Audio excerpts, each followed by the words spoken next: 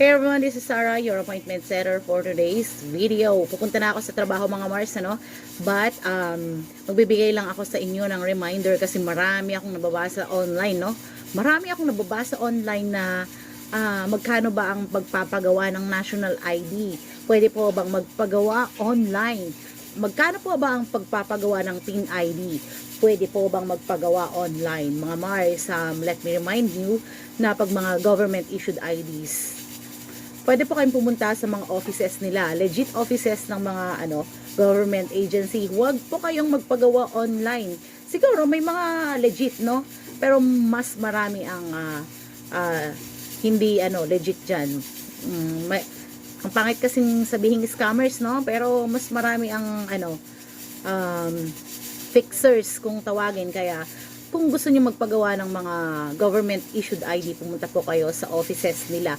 Doon po kayo kumuha. Inuulit ko po, doon po kayo kumuha sa offices ng, halimbawa, kailangan mo postal ID, pumunta ka sa post office. O kung kailangan mo ng national ID, pumunta ka sa PhilSys office. Yun lang mga Mars, and hope to see you on my next video. Bye!